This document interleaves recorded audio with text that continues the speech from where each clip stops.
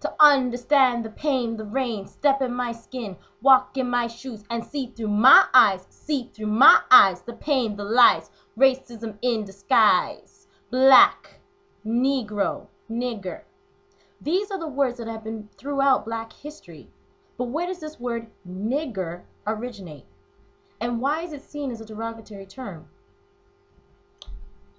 Today, first we'll discuss two ways in which this word derived from. Second, how it became a racist terminology. And third, how it was culturally used today. The word nigger comes from Latin meaning black. In Spanish, it's also known as negro, a dark-skinned person of a sub-Saharan African descendant. But both words descended from the word Niger, a country in West Africa. Most of us understand the N-word to be offensive is when a white person says something towards a black person. But did you know that there's something far more interesting to that word? Not many people are aware that it did not start off as a racist slur. In fact, the first origins of the N-word came from ancient Egypt.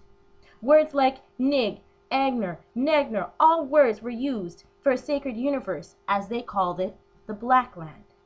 The N-word was spelled N-E-T-J-E-R, pronounced nig, which meant God. This seems quite familiar. That sounds like nigger. See my point here? So take note. In many African languages, words that involved people, gods, and groups began with the letter N. So let's take a look at this God, nig.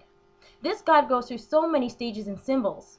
In one way, he looks like an axe, mummified and wrapped up in bandages like a deceased person. But as time passes on, a different interpretation is used. This one shows a falcon sitting on the axe. Many philosophers believe the axe relates to the sun, the moon, and the universe.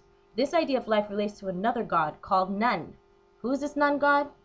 Nun was the father of all gods, which represented water. And we all know that water is an important part of preserving life. But going back to Nig, he became a whole person and had both a feminine and masculine face, which usually represents fertility in ancient Egypt. As well, his beard was decorated with jewels, kind of like the pharaohs that we see in the movies. There were different ways a god could reveal himself. The object was used to represent the hidden person inside, and the animal was an outer disguise that others would see him as. So let's put it together.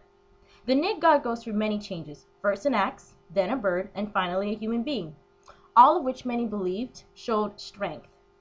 So how did this N-word become corrupted? Well, it came from the Greeks. They thought the Egyptians were just way too fascinated with this idea of death, and they just didn't understand it. Remember we said that the Nig god looked as though it was wrapped up like a mummy? Well, many historians actually believe that this also represented the afterlife. The Greeks went back to Europe and called the people Negro, which is a misuse of the word nig. But it was the Europeans who called them Negroes during slavery times. This we can see is possibly the reason why whites and other non-blacks started using this term as a derogatory word. So if nigger transitioned from a god and then was used to associate it with black people, why is it still culturally used today?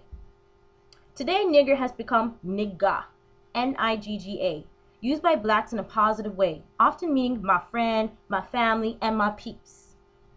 A way of unity. Even non-blacks use it amongst their people. But why? For some, it's a way of slang. For blacks, they say it's a way of reclaiming the racist word and redefining themselves. So now I think we all have a better idea of what this word and how this word has been used and how it's transitioned in Black history. But be careful how you use it. If you're using this word or know others who do, ask them, do you know the historical context of that word? If not, then I challenge you to question them. As you've seen through my eyes, the history of the N-word. Thank you. I'm Cassandra London.